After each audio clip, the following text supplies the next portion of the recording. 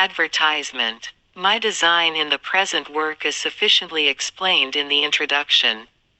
The reader must only observe that all the subjects I have there planned out to myself are not treated of in these 2 volumes.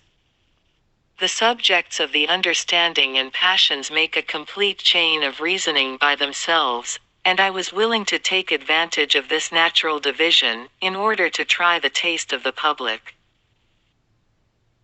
If I have the good fortune to meet with success, I shall proceed to the examination of morals, politics, and criticism, which will complete this treatise of human nature. The approbation of the public I consider as the greatest reward of my labors, but am determined to regard its judgment, whatever it be, as my best instruction. Introduction. Nothing is more usual and more natural for those who pretend to discover anything new to the world in philosophy and the sciences, than to insinuate the praises of their own systems, by decrying all those which have been advanced before them. And indeed were they content with lamenting that ignorance, which we still lie under in the most important questions, that can come before the tribunal of human reason, there are few, who have an acquaintance with the sciences, that would not readily agree with them. It is easy for one of judgment and learning, to perceive the weak foundation even of those systems, which have obtained the greatest credit, and have carried their pretensions highest to accurate and profound reasoning. Principles taken upon trust, consequences lamely deduced from them, want of coherence in the parts, and of evidence in the whole, these are everywhere to be met with in the systems of the most eminent philosophers, and seem to have drawn disgrace upon philosophy itself. Nor is there required such profound knowledge to discover the present imperfect condition of the sciences, but even the rabble without doors may judge from the noise and clamor, which they hear, that all goes not well within.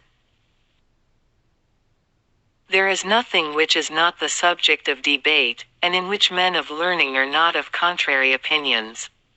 The most trivial question escapes not our controversy, and in the most momentous we are not able to give any certain decision. Disputes are multiplied, as if everything was uncertain, and these disputes are managed with the greatest warmth, as if everything was certain. Amidst all this bustle it is not reason, which carries the prize, but eloquence, and no man needs ever despair of gaining proselytes to the most extravagant hypothesis, who has art enough to represent it in any favorable colors. The victory is not gained by the men at arms, who manage the pike and the sword, but by the trumpeters, drummers, and musicians of the army. From hence in my opinion arises that common prejudice against metaphysical reasonings of all kinds, even amongst those who profess themselves scholars, and have a just value for every other part of literature. By metaphysical reasonings, they do not understand those on any particular branch of science, but every kind of argument, which is any way abstruse, and requires some attention to be comprehended.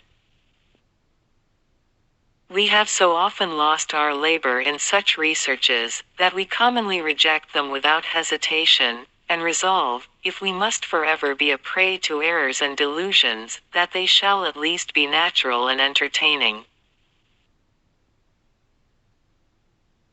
And indeed nothing but the most determined skepticism, along with a great degree of indolence, can justify this aversion to metaphysics. For if truth be at all within the reach of human capacity, it is certain it must lie very deep and abstruse, and to hope we shall arrive at it without pains, while the greatest geniuses have failed with the utmost pains, must certainly be esteemed sufficiently vain and presumptuous. I pretend to no such advantage in the philosophy I am going to unfold, and would esteem it a strong presumption against it, were it so very easy and obvious. It is evident that all the sciences have a relation, greater or less, to human nature, and that however wide any of them may seem to run from it, they still return back by one passage or another. Even mathematics, natural philosophy, and natural religion are in some measure dependent on the science of man, since they lie under the cognizance of men, and are judged of by their powers and faculties.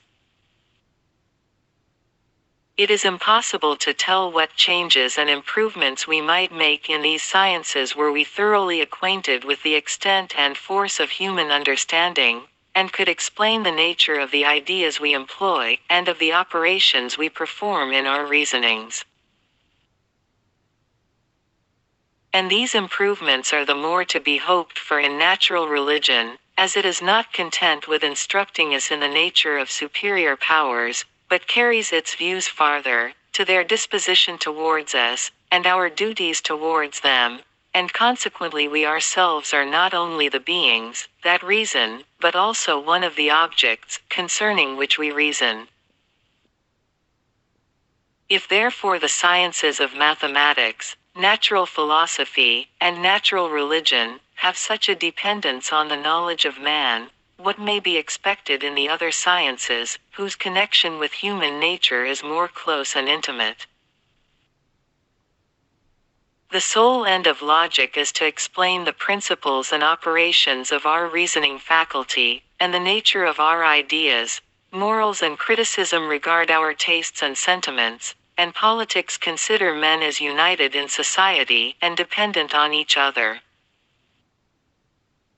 In these four sciences of logic, morals, criticism, and politics, is comprehended almost everything, which it can any way import us to be acquainted with, or which can tend either to the improvement or ornament of the human mind.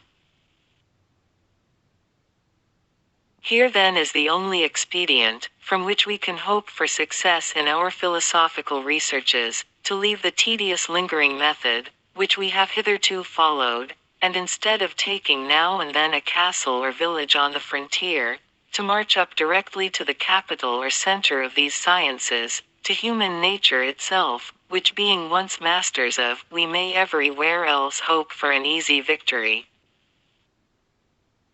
From this station we may extend our conquests over all those sciences, which more intimately concern human life, and may afterwards proceed at leisure to discover more fully those, which are the objects of poor curiosity.